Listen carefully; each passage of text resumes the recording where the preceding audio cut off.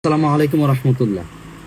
আপনাদের সামনে আমার আসার মূল কারণটা হচ্ছে কয়েকটি প্রশ্নের উত্তর আমার দেওয়ার জন্য আমি এখানে উপস্থিত হয়েছি।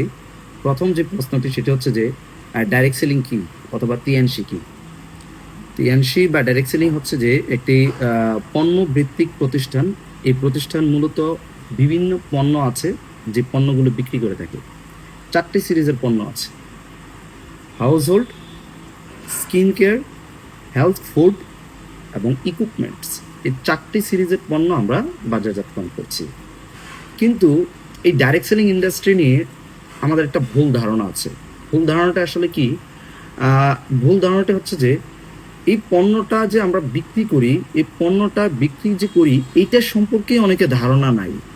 হ্যাঁ, আমরা মূলত ডাইরেক্ট সেলিং সহজভাবে যদি আমি এক কথায় বলা যায়, যেমন একটা পণ্য আপনি 100 টাকা দিয়ে একটা দোকান থেকে কিনেন, সুপার শপ বা স্টেশনারি বা মুদি দোকান যেটাই বলেন না কেন, 100 টাকা দিয়ে আপনি ওই জায়গা থেকে কিনতে পারেন।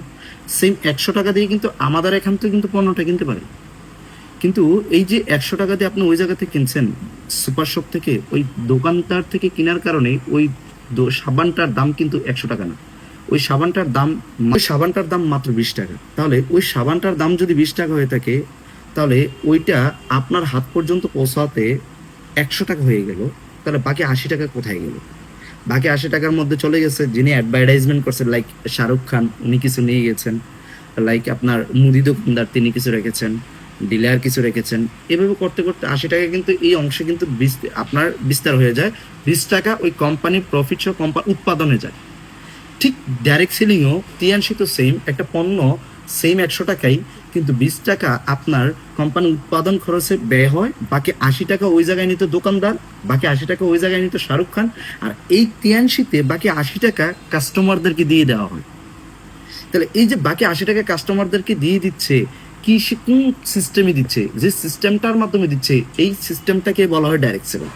আর এই ডাইরেক্ট সেলিং জগতে তিয়াংশি হচ্ছে একটি চমৎকার, একটা সম্মানজনক একটি প্রতিষ্ঠান, যেটি 190টি দেশে সারা ওয়ার্ল্ডে তার কার্যক্রম চালিয়ে যাচ্ছে। শুধু বাংলাদেশ নয়, 190টি দেশে তার কার্যক্রম চালিয়ে যাচ্ছে।